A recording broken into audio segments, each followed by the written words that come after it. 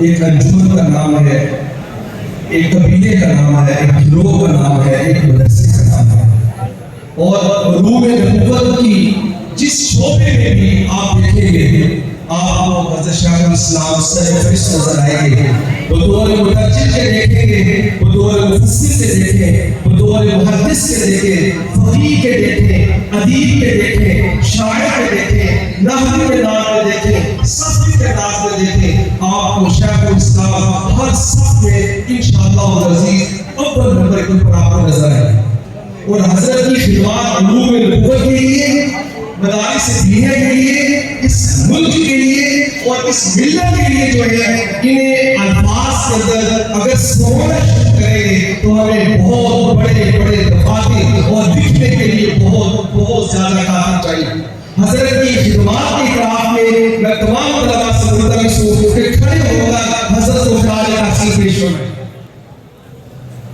اور ہاتھ اٹھا کر حضرت کی خدمات کا اعتراف کریں۔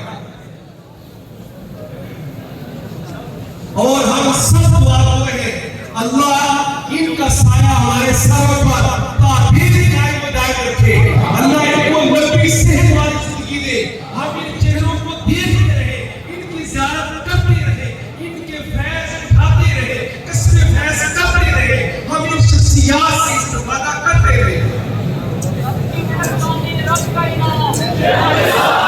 نعرہ تکبیر، اپنے نعرہ حضرت شیخ الاسلام کی شان کرنا چاہیے، اس نعرے کی سمود داروں درجے تک جانی چاہیے۔ نعرہ تکبیر، نعرہ تکبیر، نعرہ دیوبند، حضرت شیخ الاسلام، اساتذہ جامعہ شفیہ، حضرت رئیس الجامعہ شفیہ،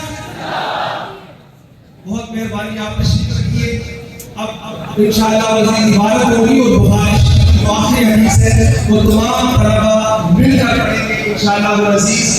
700 طلباء اس وقت درس بخاری کے شریک ہیں، اس سال طلباء جامعہ شفیہ سے فارغ ہوں گے، ان کی تعداد 700 ہے۔ 700 طلباء کو حضرت شیخ الاسلام آخری سبق پڑھائیں گے۔